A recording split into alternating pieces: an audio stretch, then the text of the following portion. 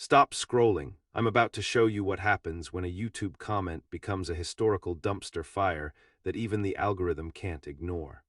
This video exists because of one man, one comment, and my complete inability to be objective about dead people's terrible life choices. So there I was, minding my own business, roasting the American Revolution like a sensible person.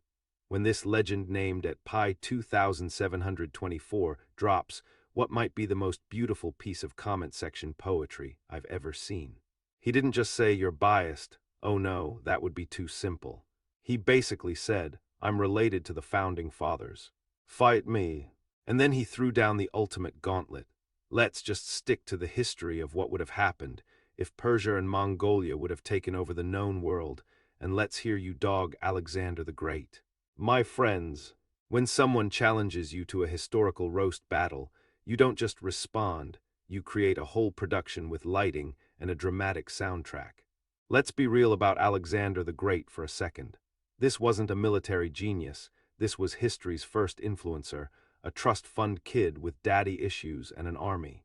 His father Philip built the equivalent of a perfectly tuned sports car, and Alexander took it and immediately crashed it into every tree from Greece to India. He was the ancient world's answer to hold my beer, a man who looked at a perfectly functional empire and said, you know what this needs? The man's entire legacy is failing upward so hard he accidentally created multiple civilizations. His empire collapsed the second he died because it was built on one man's ego rather than, actual governing structures. It's like if Elon Musk tried to run every Tesla factory by himself while simultaneously tweeting insults at dead Persian emperors. But our friend at pi 2724 didn't just want Alexander roasted, he wanted the ultimate. What if? What if Persia had won? What if Mongolia had stayed united? Let's take that terrifying thought experiment and run with it like it's a bad idea at 2 a.m. Imagine a world where Persia crushed Alexander. We're talking about the Amazon Prime of ancient empires, an actual functioning bureaucracy, roads that worked, and a postal system that didn't involve hoping your messenger didn't get eaten by lions. The Achaemenid Empire was the ancient world's version of a well-oiled machine. And if they'd won, we'd probably have Zoroastrianism as the world religion and bureaucracy as an Olympic sport. They'd have invented the DMV centuries early, and honestly, that's a timeline I kind of want to visit just for the chaos. Now let's talk about the Mongol scenario, because this is where it gets absolutely unhinged. If Genghis Khan's empire had stayed united, we wouldn't be living in nations, we'd be living in the world's most terrifying franchise operation. The man was basically the Steve Jobs of extreme violence if Steve Jobs could ride a horse and his business model was, join us or become a bloodstain on the prairie. A unified Mongol world empire would have given us the Renaissance in Karakoram instead of Florence. We'd all be speaking some derivative of Mongolian, our philosophers would be debating the aerodynamics of arrowheads, and the Silk Road would be the ancient equivalent of Amazon Prime. Your package arrives in 48 hours, or the delivery driver gets executed. It's the kind of efficiency that makes modern corporations look like they're moving through molasses. Here's the beautiful part that accidentally stumbled upon all history is biased.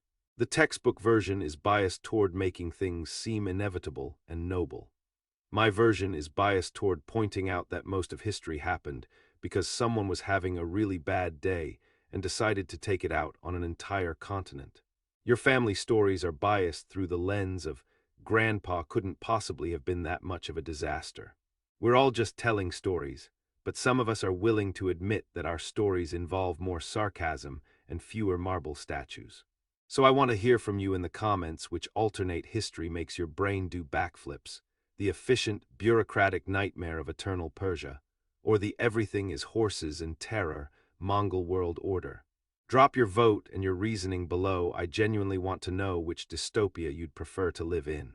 And at pi 2724, if you're watching this, thank you. You turned a simple comment into one of the most interesting conversations I've had on this channel. You proved that the best content doesn't come from me, it comes from you, the people watching, arguing, and making me actually think about this stuff instead of just making dick jokes about dead Romans. If you enjoyed watching me take one comment and turn it into an entire historical crisis, do the algorithm a solid and hit that subscribe button.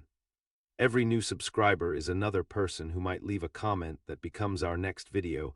It's like a content creation pyramid scheme, but with more jokes about failed empires. This has been your Midnight Meme Historian, reminding you that history isn't just written by the winners. It's rewritten by the people smart enough to realize the winners were probably lying. Now, if you'll excuse me, I need to go see if anyone has commented something I can use for next week's video. The content mill never stops grinding.